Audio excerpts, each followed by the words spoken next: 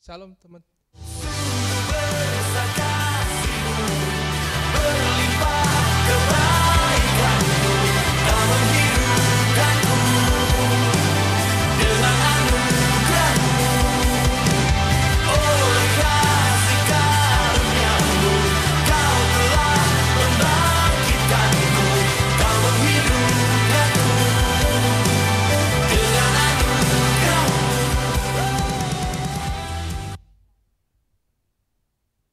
Shalom teman-teman, senang bisa kembali beribadah dengan teman-teman pada pagi hari ini.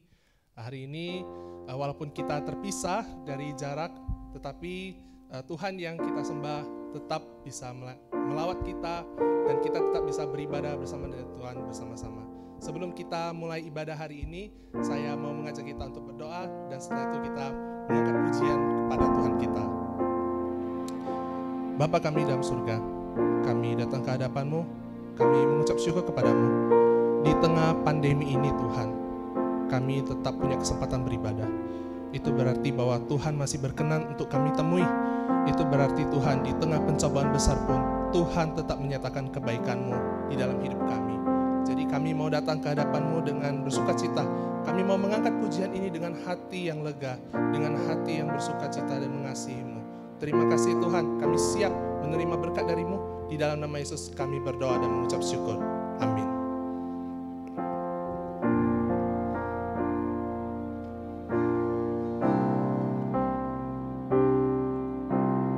Kau hiasi kehidupanku dengan kemurahan-Mu. Kau rancangkan masa depanku penuh dengan harapan. Aku ada saat ini, semuanya karena kasih-Mu. Aku hidup hari ini, semua berkat kemurahan-Mu.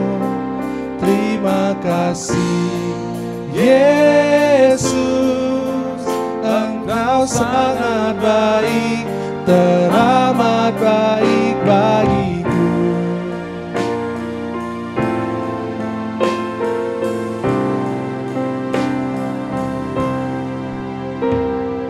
Kau hiasi kehidupanku dengan kemurahan-Mu. Kau rancangkan masa depanku penuh dengan harapan. Aku ada saat ini, semuanya karena kasih-Mu.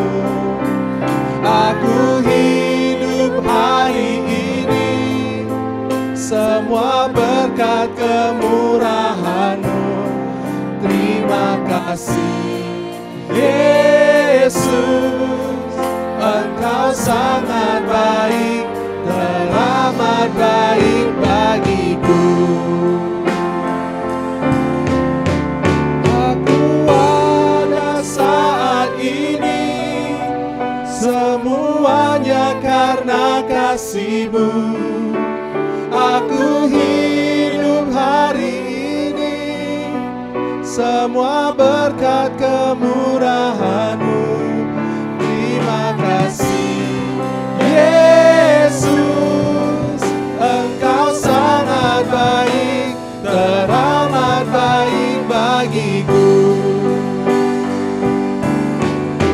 Aku ada saat ini, semuanya karena kasih-Mu. Aku hidup hari ini, semua berkat kemurahan-Mu. Terima kasih Yesus, Engkau sangat baik, teramat baik bagiku. Terima kasih Yesus, Engkau sangat baik, teramat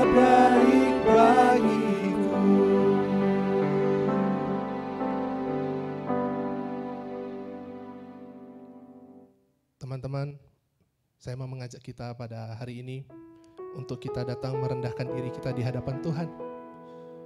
Mari kita tundukkan kepala kita dan kita datang ke hadapan Tuhan. Mari kita datang dengan hati yang merenung. Bagaimana hubungan pribadi kita dengan Tuhan? Apakah baik? Atau mungkin akhir-akhir ini tidak begitu baik? Kalau teman-teman hari ini merasa punya hubungan pribadi dengan Tuhan yang kurang begitu baik, mungkin itu karena ada dosa yang belum teman-teman bereskan. Dosa yang teman-teman simpan, mungkin ada yang lama, mungkin ada yang baru aja, baru minggu ini terjadi. Tapi teman-teman belum jujur di hadapan Tuhan, belum bawa dosa itu kepada Tuhan. Teman-teman,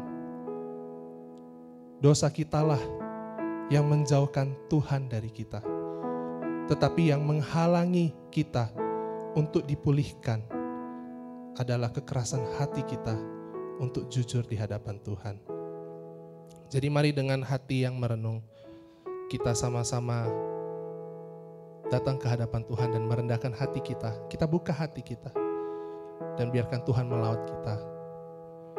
Dan kita sambil merenung, kita angkat pujian ini bersama-sama. Sejauh timur dari barat, Engkau membuang dosaku. Tiada Kau ingat lagi pelanggaranku.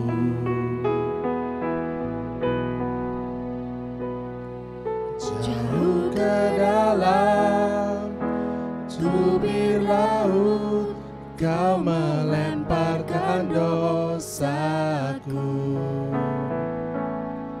Tiada Kau perhitungkan kesalahanku.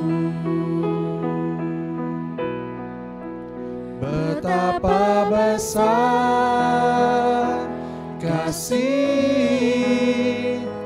pengampunan-Mu Tuhan. Tak Kau pandang hina hati yang hancur.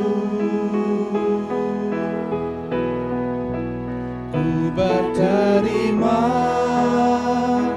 kasih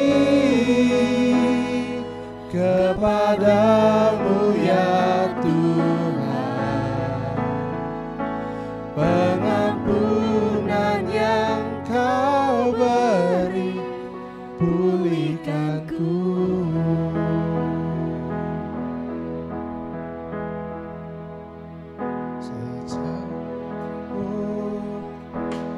Dari barat Engkau membuang dosaku.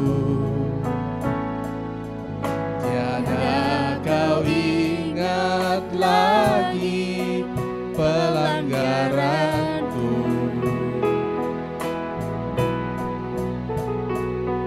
Jauh ke dalam tubir laut, Kau melemparkan dosaku.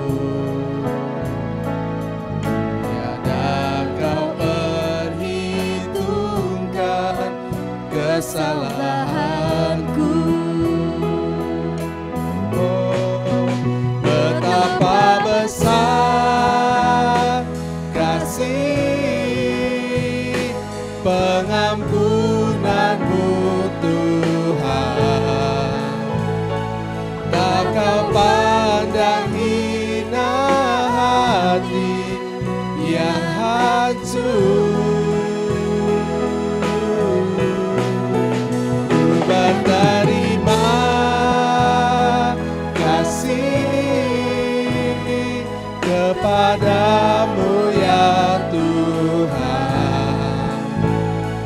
Pengampunan yang Kau beri, pulihkanku.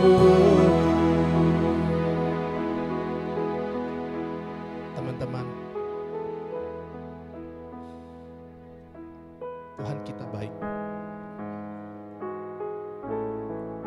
ketika kita jujur di hadapan Tuhan, Dia akan selalu siap mengampuni kita. Tuhan kita itu setia dan adil. Dia bukan hanya setia untuk mengampuni, tapi Dia juga adil. Dia jujur kepada kita, salah ya salah, dosa ya dosa. Tetapi ketika kita juga jujur kepada Tuhan, maka Dia setia. Dia pasti akan mengampuni kita. Dia pasti akan memulihkan kita. Jadi mari kita sama-sama datang, kita berdoa. Kita merendahkan diri di hadapan Tuhan. Tuhan, kami datang ke hadapan-Mu. Tuhan, Engkau baik, Engkau lemah lembut, Engkau tidak mengejar pembalasan kepada umat-Mu. Tetapi Engkau penuh kasih, Engkau setia kepada kami. Engkau siap mengampuni kami ketika kami jujur kepadamu. Ketika kami punya keinginan untuk mendekat kepadamu, Engkau akan menghampiri kami, Tuhan. Jadi Tuhan, kami mau memanjatkan permohonan. Hari ini, biarlah kami bukan hanya minta ampun kepadamu, tetapi kami juga mau minta kekuatan baru untuk hidup benar, hidup bagi nama Tuhan, supaya kehendak Tuhan bisa terjadi, bisa digenapi, rencana Tuhan digenapi di dalam hidup kami, Tuhan. Kami terima itu, Tuhan, dengan iman, di dalam nama Tuhan Yesus. Amin, amin, amin.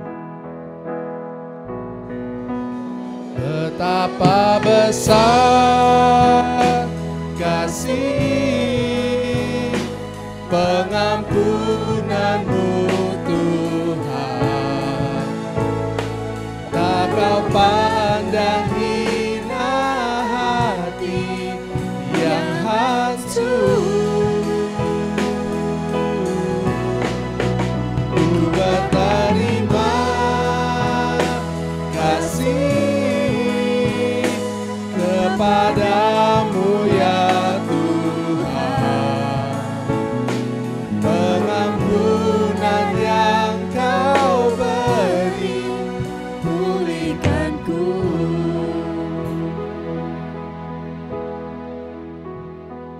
Pengampunan yang Kau beri, pulihkanku.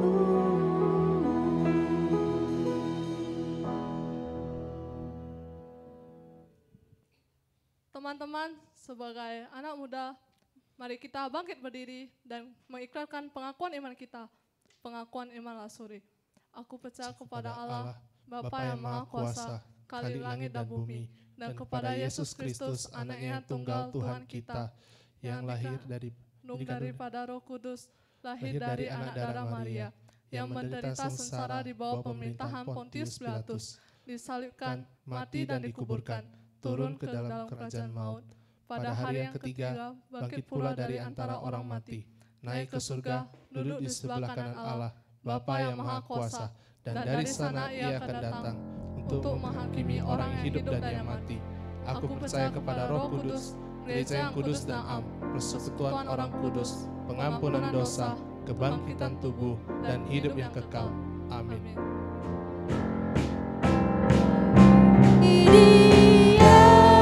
Segala pujian, hormat serta syukur, kekal selamanya bagi Dia.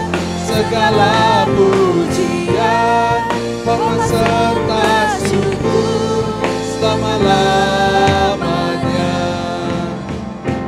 Dia, segala pujian, hormat serta syukur, kekal selamanya bagi Dia. Segala pujian, hormat serta syukur, selama-lamanya.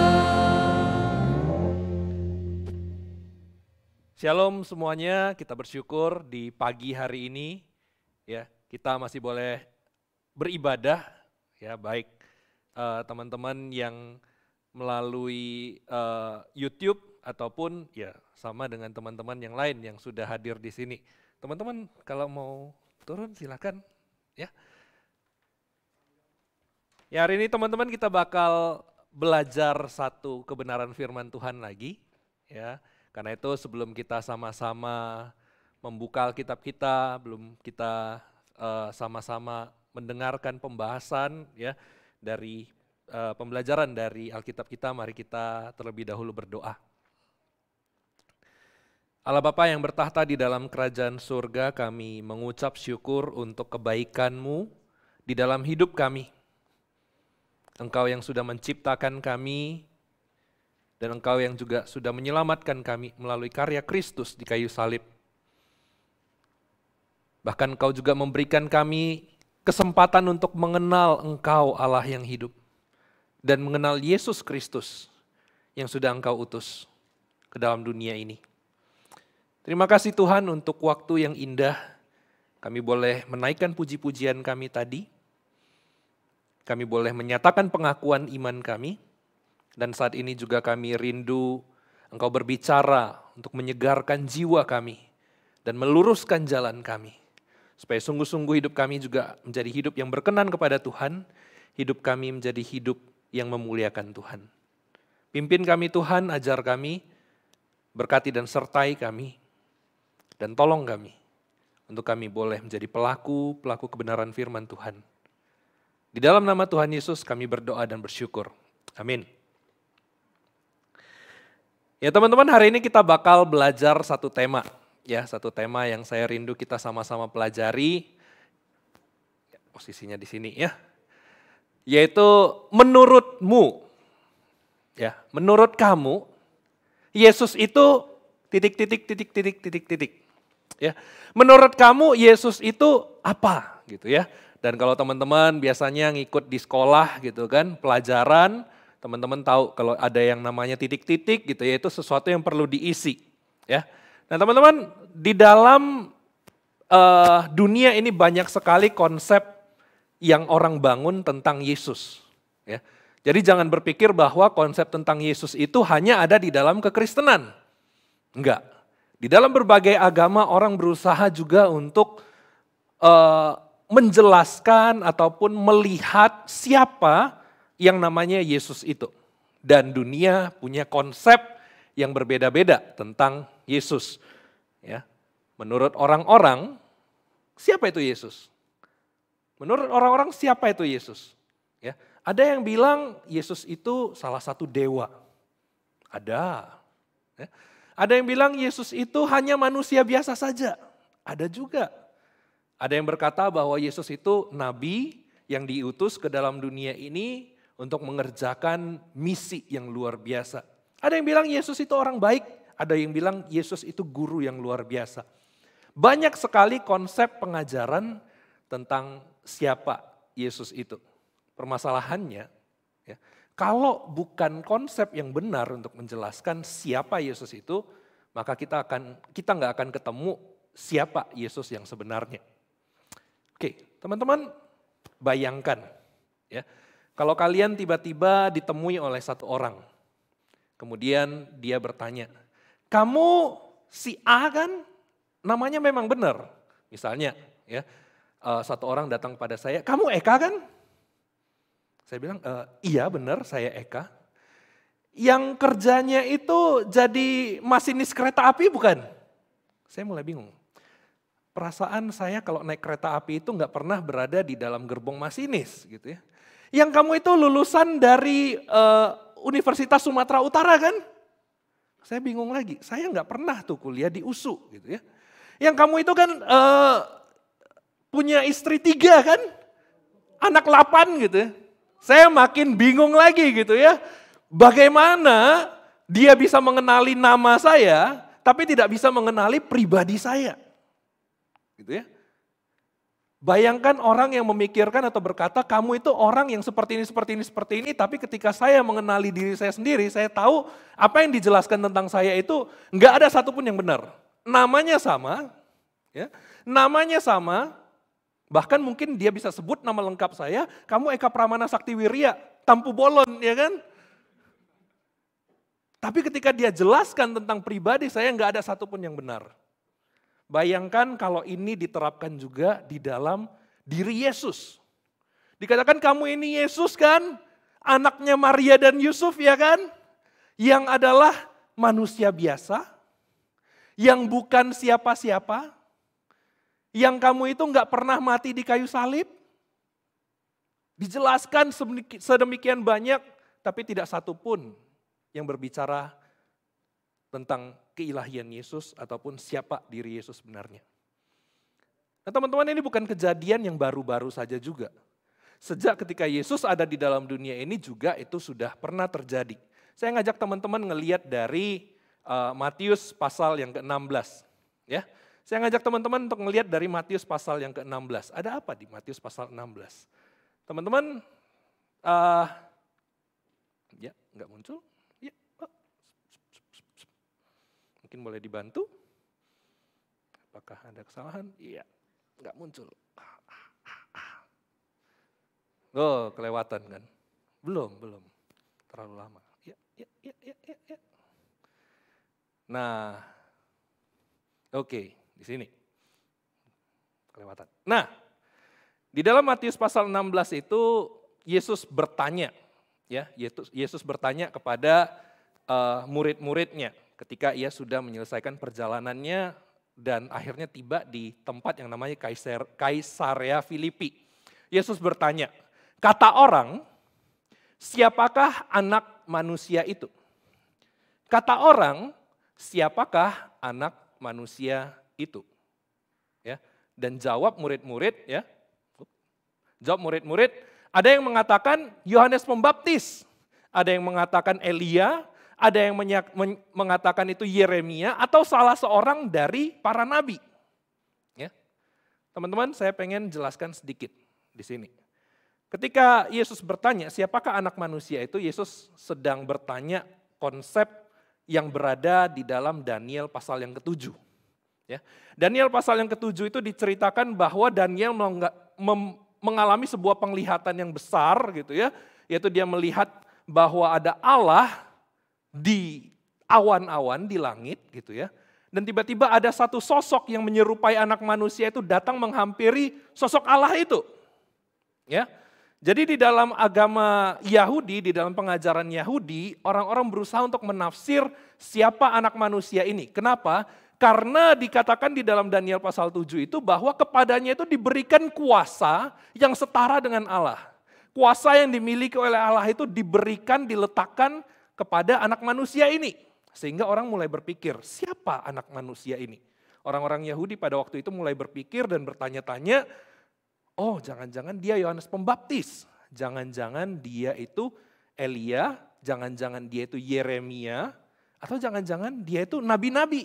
Salah satu lah, pokoknya pasti ada yang mengacu ke situ. Ya.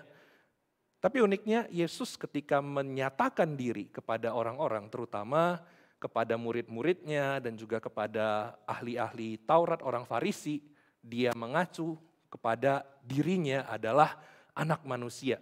Anak manusia datang, aku adalah anak manusia itu.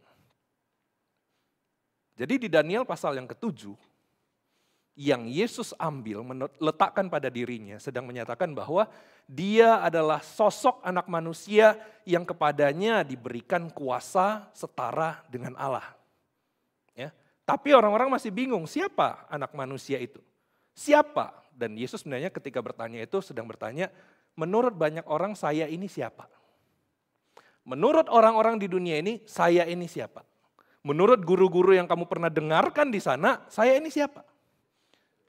Menurut pengajar-pengajar, saya ini siapa? Menurut imam-imam, saya ini siapa? Menurut orang Farisi, saya ini siapa? Tapi Yesus kemudian bukan hanya berhenti di pertanyaan itu. Yesus melanjutkan pertanyaannya. Tetapi, apa katamu? Siapakah aku ini? Ya. Tapi, apa katamu? Siapakah aku ini? Yesus bertanya kepada murid-muridnya, siapakah aku menurut kamu? Menurut kamu. Dan hari ini saya juga pengen nanya ke teman-teman yang ada di rumah. Ya. Menurut kamu, siapakah itu Yesus? Menurutmu, Yesus itu titik, titik, titik. Dan saya pengen ngajak teman-teman saat ini, saya pengen tantang teman-teman. Coba teman-teman berpikir sejenak, ya, siapa Yesus di dalam hidupmu? Siapa Yesus itu menurutmu? Dan tantangan saya adalah, kalau teman-teman sudah mikir itu, ini masih ada kesempatan. Sambil kita dengerin nanti pemaparan saya, teman-teman boleh tulis di komen di YouTube.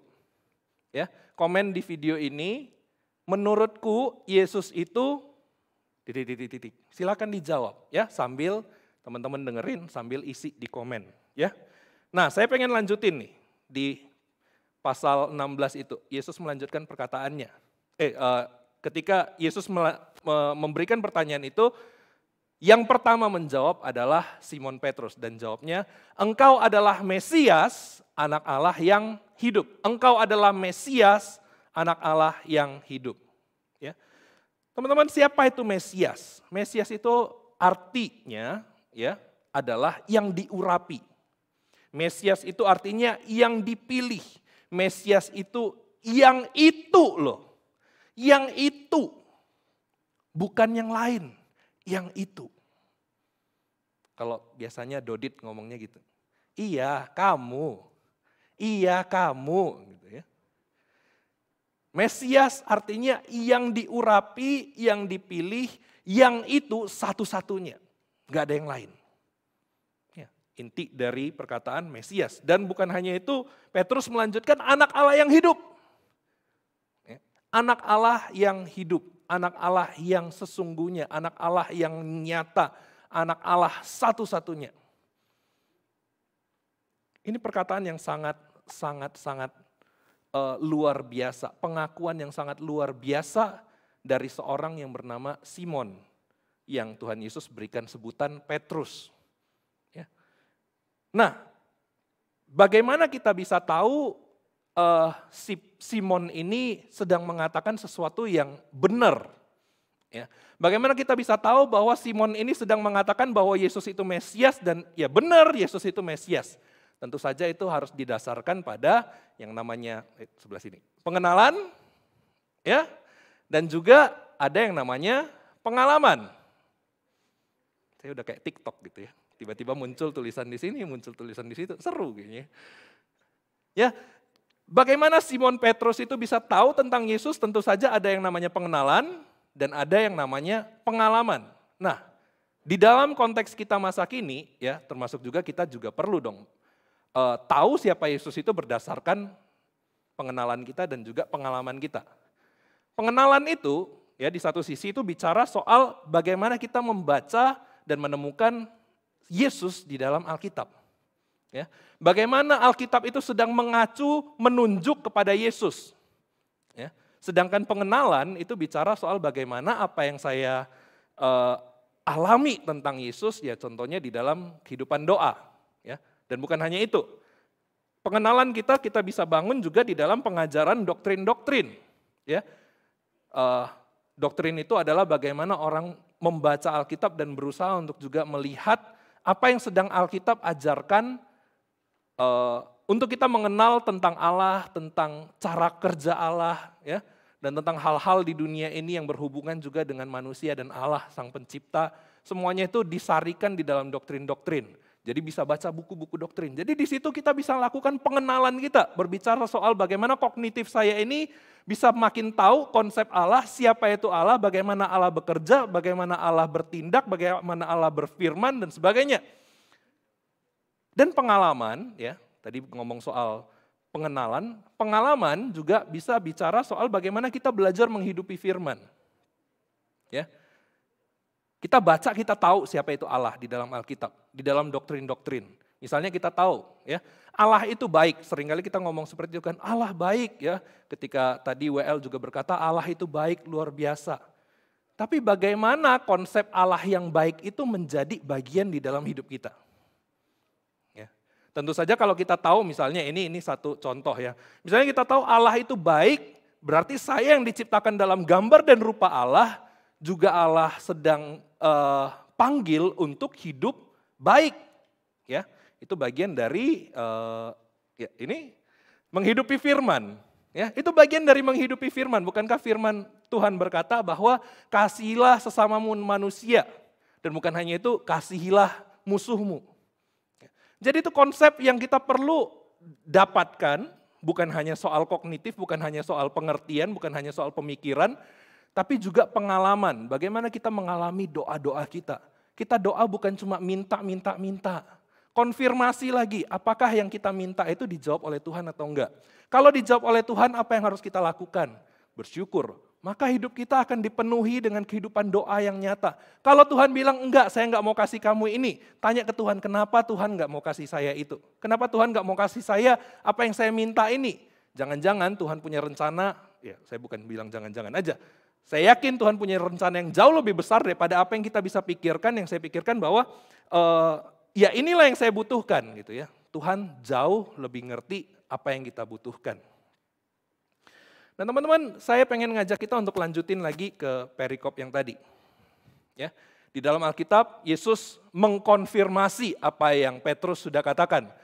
Yesus berkata, berbahagialah engkau Simon bin Yunus, ya, sebab bukan manusia yang menyatakan itu kepadamu, melainkan Bapakku yang di sorga. Berbahagialah engkau Simon karena bukan manusia yang menyatakan itu, ya. Bukan soal apa yang dikatakan oleh banyak orang, tapi Bapa yang sudah menyatakannya itu bagimu. Dan uniknya Yesus ketika berbicara ini, saya yakin murid-murid itu bisa langsung ingat dengan peristiwa ketika Tuhan Yesus itu dibaptiskan. Ya, ketika Tuhan Yesus dibaptiskan di dalam Matius pasal yang ketiga dikatakan bahwa ada kedengaran suara dari sorga. Ya, saya nggak tahu apakah Petrus hadir di sana atau enggak. Paling enggak kalau Petrus nggak hadir di sana pun ada murid-murid yang lain yang hadir yang mendengarkan suara itu. Suara yang berkata apa? Inilah anakku yang kukasihi, kepadanya lah aku berkenan. Dan suara dari langit itu kita tahu bahwa itu adalah suara dari Bapa di surga. Dan bukan cuma itu. Ketika Petrus menjalani pengalaman, pengenalan bersama dengan Tuhan Yesus, dia juga mengalami hal yang real. Dia mungkin di dalam konteks ini dia dengar dari orang lain, oh murid yang lain bilang, pernah tuh kedengaran suara dari langit, ada suara seperti itu. Petrus berarti nggak ngalamin dong. Petrus ngalamin di kejadian yang lain. Yaitu ketika Tuhan Yesus itu dimuliakan, transfigurasi Tuhan Yesus. Ya, di situ dikatakan dan tiba-tiba sedang ia berkata-kata, di sini Petrus yang sedang berkata-kata, turunlah awan yang terang menaungi mereka. Teman-teman, kalau awan turun, itu di dalam Alkitab itu menunjukkan konsep Allah itu hadir. Ya, Allah itu ada di tengah-tengah awan, tapi jangan pikir, oh saya ke puncak gunung ini pas lagi awan berarti saya di tengah-tengah awan saya Allah. Bukan seperti itu, ya. Ketika di dalam Alkitab dikatakan awan itu turun gitu ya dan menaungi, itu kehadiran Allah. Dan uniknya adalah dari awan itu terdengar suara, ya. Inilah anak yang kukasihi, kepadanya lah aku berkenan, dengarkanlah dia. Ya. Inilah anakku yang kukasihi, kepadanya lah aku berkenan, dengarkanlah dia. Dua peristiwa ini yang satu memang Petrus nggak ngalamin, tapi yang satu lagi Petrus ngalamin. Ya. Nunjuknya kemana enaknya? Sini. Iya. Ini peristiwa pembaptisan gitu kan. Petrus mungkin nggak hadir di situ, nggak ngalamin itu. Mungkin murid-murid yang lain, katanya Andreas hadir bersama dengan, karena Andreas salah satu murid dari Yohanes Pembaptis gitu kan. Tapi yang satu lagi ya Petrus hadir di situ. Itu menjadi satu bagian dia mengenal Tuhan, mengenal Yesus, dan mengalami Tuhan Yesus. Dan itu adalah sesuatu yang Allah Bapa sendiri nyatakan bagi mereka. Ya, bagi Petrus paling enggak. Ketika kita melihat kepada Yesus, ketika kita sedang belajar untuk mengalami Tuhan Yesus, siapa Yesus itu bagi hidup kita? Siapa Yesus bagi hidupmu? Kalau teman-teman tadi udah ngetik gitu ya di dalam kolom komen ya. Menurutku Yesus itu seperti ini, seperti ini, seperti ini. Sekarang coba kita introspeksi lagi. Apakah benar ketika kita memikirkan itu didasarkan pada pengenalan kita karena kita membaca Alkitab, membaca tentang Yesus, atau jangan-jangan itu berdasarkan konsep pikir kita sendiri. Bisa nggak orang punya konsep pikir tentang Yesus dan ternyata itu salah? Bisa banget, bisa banget. Buktinya tadi saya katakan agama-agama tidak sedikit yang berusaha untuk menjelaskan siapa itu Yesus. Dan teman-teman, ada satu gerakan yang sedang marak akhir-akhir ini, ya, yang namanya itu progressive Christianity. Progressive Christianity. Apa yang sedang dikatakan oleh gerakan ini? Gerakan ini berbicara seperti ini. Apapun yang kamu alami, entah konsep Yesus seperti apapun yang kamu pikirkan, intinya adalah ujung-ujungnya nanti pasti mengarah kepada Yesus. Sekali lagi, konsep seperti apapun yang kamu pikirkan, entah itu tentang Yesus, entah itu tentang siapapun, entah itu kejadian-kejadian apapun, ujung-ujungnya akan mengarahkan kita kepada Yesus. Teman-teman, sepertinya perkataan ini atau pengajaran ini benar. Tapi kalau kita teliti dengan sungguh-sungguh, hati-hati. Pengajaran ini bisa jadi mengalihkan kita dari Yesus yang sesungguhnya. Sekali lagi, tadi saya berilustrasi, kalau ada seorang yang datang atau mendatangi kamu dan berkata, kamu itu Eka kan? Yang istrinya 3, anaknya 8 gitu, padahal bukan seperti itu kenyataannya. Dan orang itu bilang, intinya kan kamu si Eka. Entah itu apa yang aku katakan atau pikirkan itu benar atau salah, yang penting kamu kan Eka gitu. Kalau saya yang ngalamin itu, saya sendiri bisa marah gitu kan. Karena dia mengenali Eka yang salah, bukan Eka yang sebenarnya. Paling enggak bukan Eka Pramana Sakti Wirya Tampu Bolon yang sebenarnya. Apalagi kalau bicara soal Yesus, bayangkan kalau seseorang berpikir bahwa Yesus itu adalah orang yang seperti ini, sosoknya seperti ini, sifat-sifatnya seperti ini, cara kerjanya seperti ini, tapi salah total, ya, itu akan mengarahkan kita pada Yesus yang salah. Dan kalau itu mengarahkan kita pada Yesus yang salah, saya bisa katakan bahwa pengenalan itu tidak dibangun dari penyataan Allah Bapa. Ya. Kalau kita ingat tadi, Petrus itu dikatakan, yang kamu katakan itu berasal dari Allah Bapa, bukan dari manusia. Ya. Kalau konsep kita tentang Yesus tidak sesuai dengan pengajaran firman Tuhan, tidak sesuai dengan Alkitab, maka pengajaran itu atau konsep tentang Yesus itu bukan berasal dari Allah. Makanya saya ngajak kita mikir lagi. Ketika kita tadi tulis komen, menurutku Yesus itu seperti ini. Sudah di cross check kembali ke Alkitab, apakah Alkitab berbicara tentang Yesus yang seperti itu? Ya. Jangan-jangan konsep Yesus yang kita miliki selama ini bukanlah konsep Yesus yang benar yang berasal dari Allah Bapa. Jangan-jangan itu adalah konsep Yesus yang berada di dalam pikiran kita sendiri, yang kita harap-harapkan. Tidak sedikit orang yang menyamakan Yesus dengan Sinterklas. Dan tidak sedikit juga orang yang menyamakan Yesus dengan dukun. Ya. Kalau saya butuh, saya datang ke dukun, saya kasih sesajen, saya kasih ini, nanti saya akan dapat sesuatu. Entah itu kekayaan, entah itu jodoh, entah itu kenikmatan dunia dan sebagainya gitu kan. Orang menganggap atau memperlakukan Yesus itu seperti dukun. Ya. Datangin dia, kasih persembahan ke dia, kasih pujian ke dia, puji-puji dia, Yesus kau luar biasa, kau seperti ini, kau seperti itu. Tapi ujung-ujungnya berkati saya. Berkati, kalau enggak berkati, aku cabut kembali pujianku yang tadi. Jangan-jangan Yesus yang kita miliki adalah Yesus yang salah. Yesus yang tidak sesuai dengan kebenaran firman Tuhan. Teman-teman, uniknya adalah perikop ini dilanjutkan dengan peristiwa ketika Yesus sejak itu dikatakan Yesus memberitakan tentang kematiannya. Dan murid-murid paling nggak bisa terima dengan seperti itu. Karena yang mereka anggap adalah Mesias itu adalah seorang yang diurapi, Mesias itu adalah dia yang harusnya menyelamatkan umat Israel dari perbudakan, dari penjajahan Romawi. Bagaimana mungkin seorang pemimpin bangsa ini memprediksi kematiannya sendiri? Bagaimana mungkin itu bisa terjadi? Gitu ya. Dan Petrus pada waktu itu, dia yang sebelumnya mengatakan bahwa Yesus engkau adalah Mesias anak Allah yang hidup, dan Yesus mengakui bahwa apa yang didapatkan Petrus itu berasal dari Allah Bapa. Kemudian Yesus ketika mengatakan bahwa dia akan mati, disalibkan gitu kan, Petrus berkata, Petrus menarik, bahkan bukan hanya sekadar berkata, Petrus menarik Yesus dan berkata kepadanya, sekali-kali itu tidak akan terjadi padamu. Apa kata Yesus kepada Petrus? Enyahlah engkau iblis. Sebab apa yang kau katakan itu bukan berasal dari Bapa, tapi berasal dari si jahat. Kontras.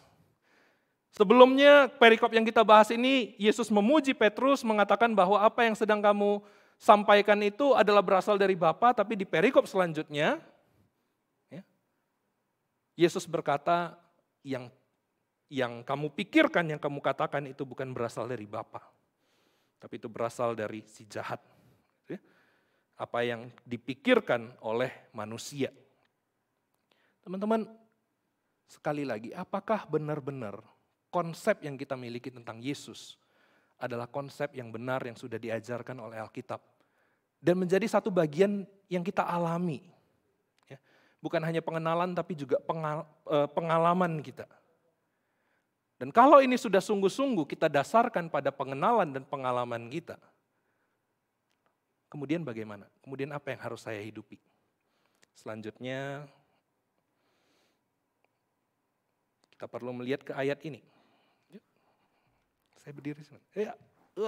Oke, di sini deh ya. Di ayat ini dikatakan bahwa di sini Yesus memuji Petrus kembali, melanjutkan pujiannya karena kita masih membahas di perikop ini gitu kan. Yesus berkata, dan aku pun berkata kepadamu, engkau adalah Petrus, ya. Engkau adalah Petrus kalau di dalam bahasanya itu gitu ya.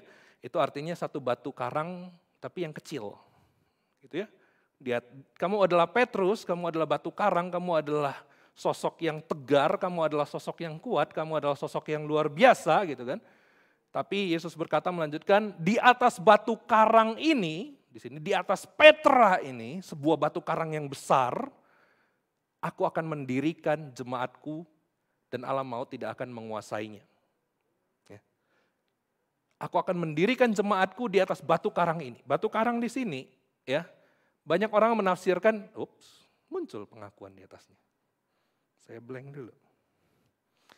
Bisa, ya. Oke deh, udah balik aja ke tadi. Nah, ya yang tadi, ya udah dah gini aja. Jadi bingung saya. Gini. Tuh kan? Udah, gini aja, lebih enak. Lah, kenapa digeser-geser lagi? Nah, sebenarnya apa yang sedang Yesus katakan di dalam pasal ini atau di dalam ayat ini? Banyak orang menafsir ya bahwa Yesus akan mendirikan gerejanya di atas kerasulan Petrus. Tapi kalau kita melihat bahwa Yesus sedang mengajarkan sesuatu yang bukan didasarkan pada pengakuan manusia tetapi karya Allah, maka kita perlu melihat sebenarnya apa sih batu karang ini? Batu karang ini berbicara soal pengakuan bahwa Yesus adalah Tuhan, Yesus adalah Mesias, Yesus adalah anak Allah yang hidup. Di atas pengakuan itulah dibangun umat Tuhan, gereja Tuhan, jemaat Tuhan. Dan teman-teman dari sini saya baru mau ngajak kita untuk melihat. Biar kelihatan nih kayak TikTok gitu ya di atas. Pengakuan gitu ya. Nah teman-teman pengakuan seperti apa gitu ya. Dari tadi kita dari pengenalan kita masuk kepada pengalaman. Dan itu dan perlu membawa kita kepada pengakuan. Pengakuan akan apa? Pengakuan akan Yesus itu siapa di dalam hidup kita. Tadi saya ngajak kita untuk nulis di komen itu salah satu bagian pengakuan kita. Tapi kali ini saya pengen kita mikirkan sungguh-sungguh dan kita pikirkan bagaimana pengakuan kita yang sesungguhnya. Ya, pengakuan seperti apa? Yesus itu Mesias, ya.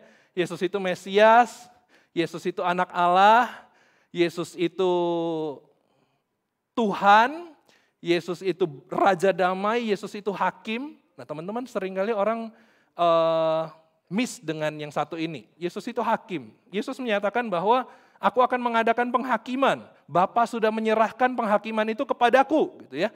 Dan Dia akan menghakimi. Sesuatu yang orang sering miss, gitu ya, terutama orang-orang Kristen. Iya, asik. Iya, udah bisa, cukup lah segini ya.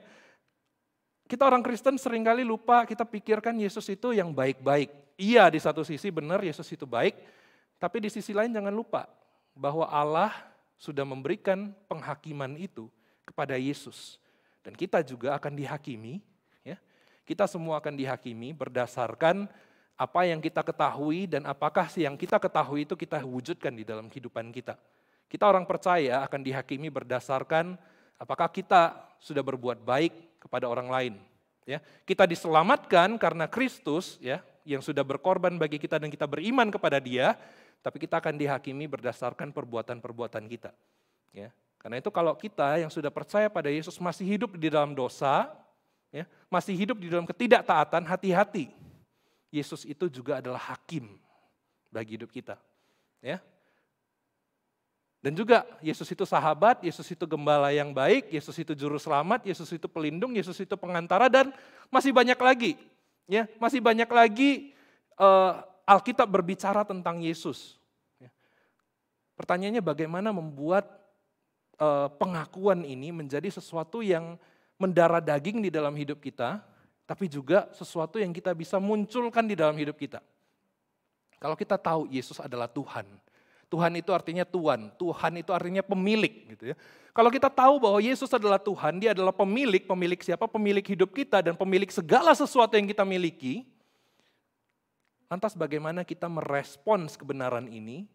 Apakah kita benar-benar meletakkan Yesus, menempatkan Yesus di tahtanya sebagai Tuhan, pemilik atas hidup kita, atau jangan-jangan kita masih menganggap hidup ini milikku, Yesus itu cukuplah bantu-bantu aku aja untuk aku bisa jalani hidupku. Alkitab berbicara bahwa hidup kita ini bukan lagi milik kita, tapi milik Yesus yang ada di dalam diri kita. Ya, milik Yesus yang hadir, yang hidup di dalam hidup kita. Kalau hidup kita ini adalah milik Yesus, ya, Sang Tuhan itu, apakah kita masih mau hidup sembarangan? Terus kalau Yesus itu sahabat, ya, pernah nggak sih ngobrol sama Yesus seperti seorang sahabat? Saya yakin teman-teman punya hopeng. Tiap hari teman-teman WhatsApp, teman-teman Line, teman-teman DM-in dari Instagram, bahkan like foto-fotonya. Teman-teman pernah nggak sih nge-like perkataan Yesus yang sudah dinyatakan bagi diri kita di dalam Alkitab? Dan nge-like-nya itu bukan cuma, oh saya suka dengan ayat ini, saya jadikan gambar. Bukan cuma itu, tapi dihidupi, dijalani. Dan ceritalah, curhatlah kepada Yesus. Jangan pikir Dia itu cuma Tuhan yang jauh, Dia juga Tuhan yang dekat dengan kita. Bahkan Dia memanggil kita sahabat. Dia gembala yang baik. Dia pengantara bagi hidup kita. Seharusnya kita ini binasa oleh dosa, tapi Dia yang sudah berada di tengah-tengah antara Allah dan murkanya dengan kita, sehingga murkanya Allah dicurahkan kepada Yesus, kita jadi bebas dari murka Allah itu. Karena Yesus sudah mengorbankan dirinya, dan karena kita juga beriman kepada Yesus. Karena itu teman-teman, biarlah kita boleh sungguh-sungguh menghidupi pengakuan kita kepada Tuhan. Teman-teman, saya pengen memberikan kesaksian hidup saya. Saya lahir di dalam sebuah keluarga Kristen. Sejak kecil saya sudah tahu, saya sudah dengar siapa itu Yesus. Ya. Sejak kecil saya sudah tahu Yesus itu sosok yang seperti apa. Ya. Saya tahu bahwa Dia itu adalah orang yang luar biasa, Dia adalah orang yang bisa meredakan badai, Dia orang yang bisa menyembuhkan penyakit, Dia orang yang bahkan bisa membangkitkan orang mati. Saya tahu dari pengakuan orang tua saya bahwa Dia adalah Tuhan. Ya. Dan waktu kecil saya juga bisa doa, Tuhan Yesus terima kasih untuk makanan ini, amin. Gitu ya. Paling enggak setiap kali makan, kalimat itu selalu diputar-putar, tapi intinya kan Tuhan Yesus gitu kan. Tuhan Yesus terima kasih untuk makanan ini, amin. Gitu ya.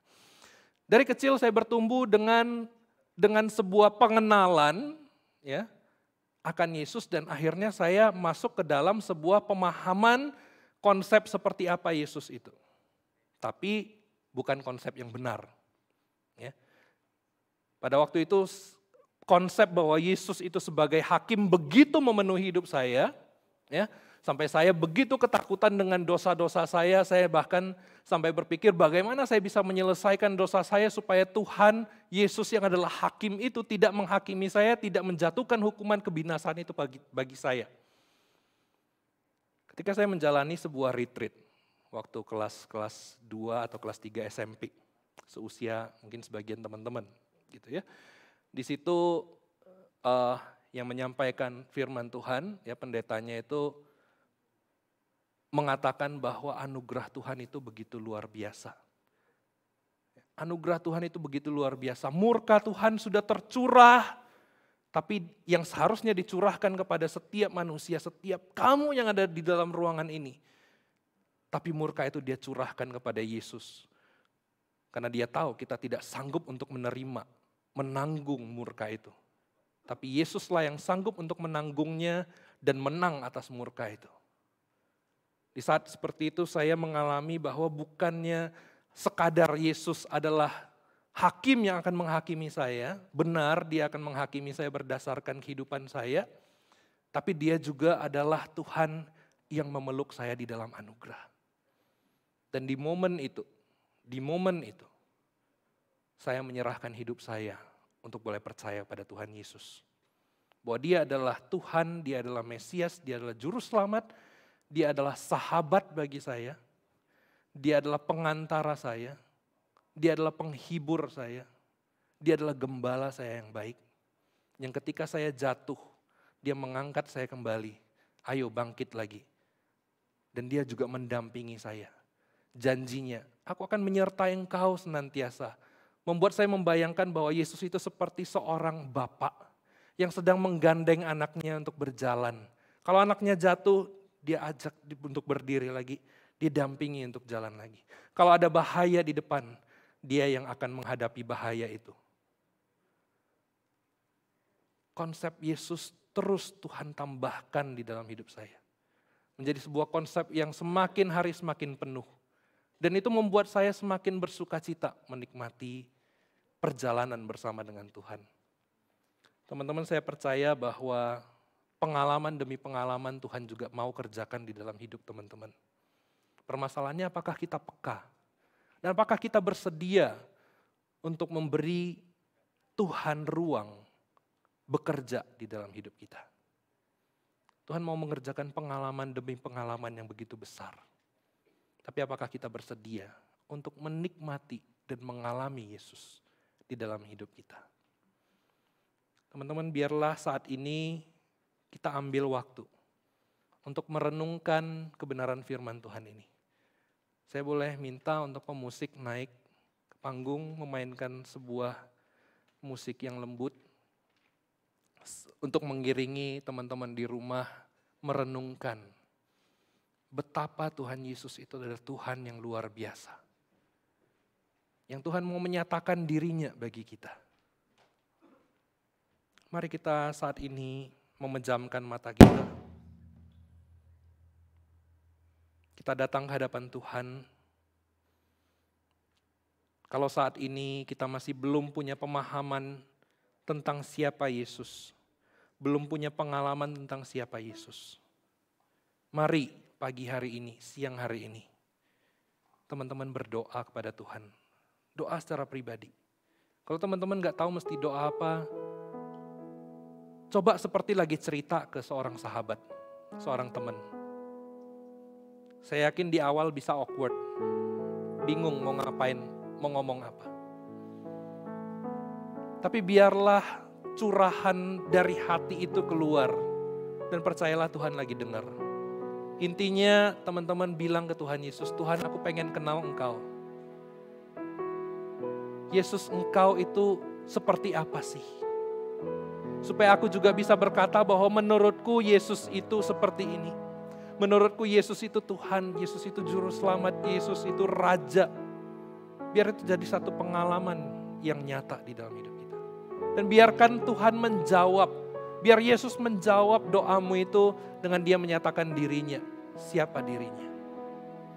Kalau dia mau menyatakan bahwa dia adalah sahabatmu, biar itu menjadi satu pengalaman yang indah bagi kita. Kalau Yesus mau menyatakan bahwa dia adalah Tuhanmu, biarlah itu membuat kita meletakkan, menempatkan Yesus di tahtanya. Kalau Yesus menyatakan bahwa dia adalah pengantaramu, biarlah Yesus menjadi penebus hidup kita. Kalau Yesus berkata bahwa dia adalah Rajamu, biar Yesus juga berkuasa atas hidup kita. Tanya ke Yesus saat ini. Yesus, siapakah Engkau? Dan kalau selama ini kalian sudah kenal atau sudah tahu tentang Yesus, tanya kepada Tuhan Yesus, Yesus, apakah benar konsep yang selama ini aku bangun tentang Yesus sudah sesuai dengan Yesus yang sesungguhnya? Dan biarkan Yesus juga memberikan pengalaman-pengalaman itu. Dan kalau Tuhan Yesus juga memberikan pengalaman itu, biarlah kita hidup di dalam pengakuan akan siapa itu Yesus. Nyatakan kepada banyak orang, aku kenal Yesus yang luar biasa. Yesus yang ada di dalam Alkitab, tapi Yesus yang juga hidup di dalam kehidupanku. Ambil waktu untuk merenung di hadapan Tuhan.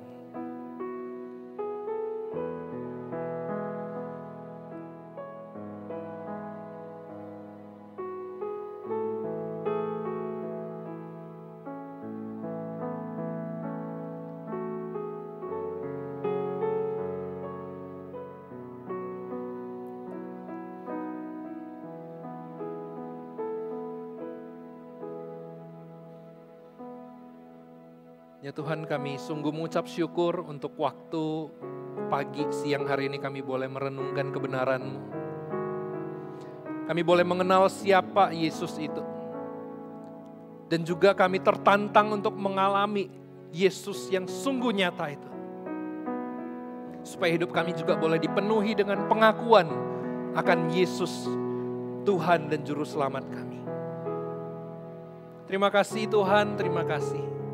Dan Tuhan, aku juga berdoa buat teman-teman yang ada di rumah yang mereka sedang bergumul untuk mengalami Tuhan.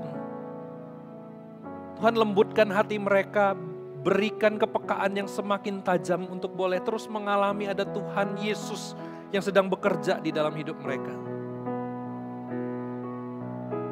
Berikan keberanian untuk menyatakan Yesus di dalam hidup mereka. Terima kasih Tuhan, Engkau adalah Allah yang hidup. Engkau adalah Allah yang benar. Dan kami menyembah Engkau, kami memuji Engkau Tuhan. Terima kasih Tuhan, terima kasih.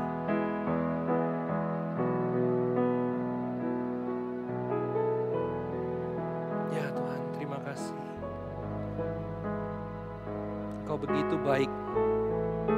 Engkau begitu luar biasa. Engkau begitu dekat dengan kami.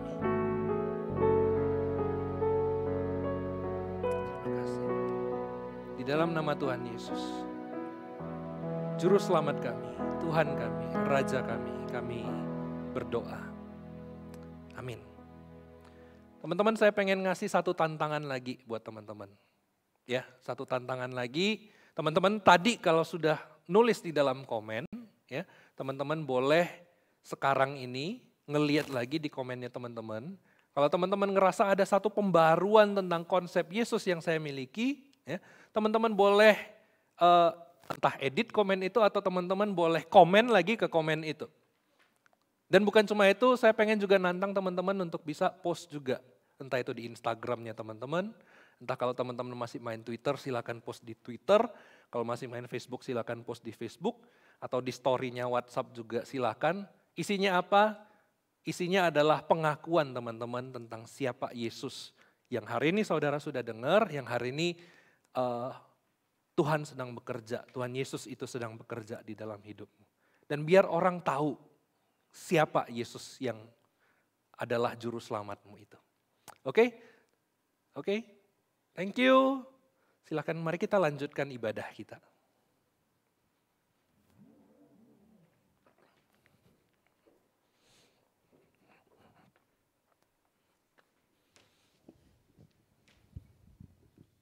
Terima kasih atas firman Tuhan yang telah disampaikan. Teman-teman, mari saat ini kita mempersiapkan hati kita untuk memberikan persembahan. Persembahan hari ini dapat diberikan melalui scan QR code yang tertera di layar. Jika teman-teman merasa kesulitan menggunakan cara itu, teman-teman bisa menyimpannya ke dalam amplop, lalu menyerahkannya ke gereja jika teman-teman sudah memiliki kesempatan untuk datang beribadah di gedung gereja nantinya. Mari kita menyanyikan lagu I Am Here sebagai bentuk rasa syukur kita. Because of your grace, I am here. Because of your love, so thankful for your grace above to me. Thank you, Jesus, Jesus, Jesus. Thank you, Jesus. It's only by your grace that I could live today.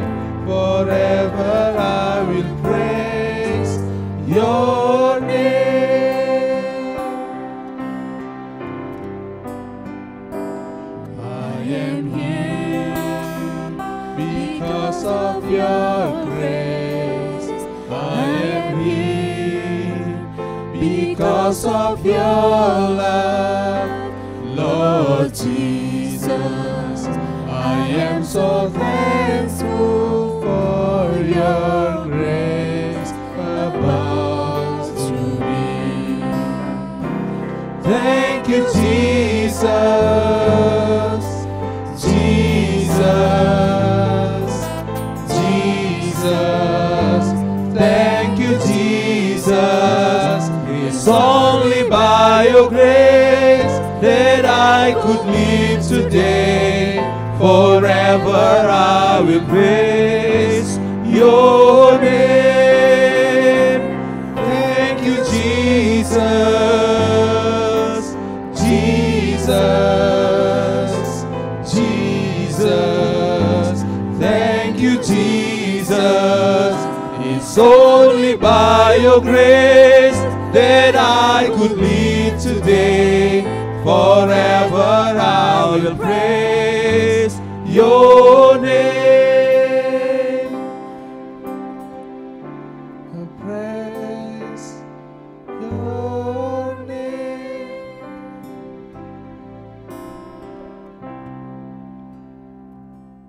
Saat ini saya persilakan teman-teman untuk bangkit berdiri dan mari kita bersatu dalam doa. Bapa kami yang di surga, terima kasih untuk firman yang telah Engkau sampaikan. Terima kasih untuk berkat dan penyertaan-Mu bagi kami. Kami baru saja memberikan sedikit dari apa yang kami punya. Kiranya Engkau berkenan menerimanya. Dan persembahan kami ini dapat digunakan hanya untuk memperluas kerajaan-Mu saja. Dalam nama Tuhan Yesus yang telah mengajarkan kami doa Bapa kami.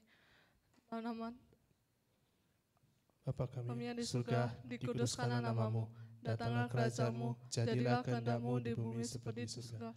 Berikanlah kami pada hari ini makanan kami secukupnya, dan ampunilah kami atas kesalahan kami, seperti kami juga mengampuni orang yang bersalah kepada kami. Dan janganlah membawa kami ke dalam pencobaan, tetapi lepaskanlah kami daripada yang jahat, karena Engkau-lah punya kerajaan dan kuasa dan kemuliaan sampai selama-lamanya. Amin. Whom all blessings flow, praise Him all creatures here below.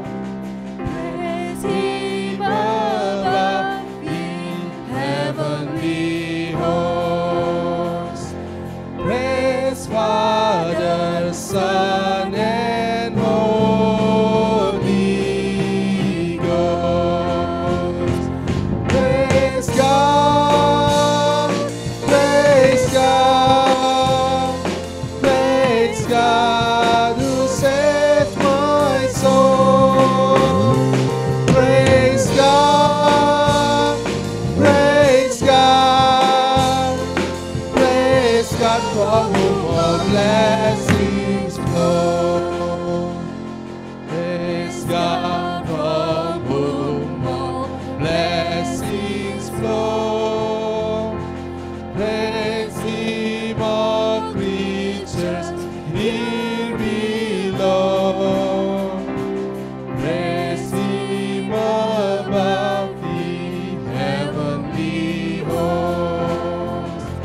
Praise Father, Son, and Holy Ghost.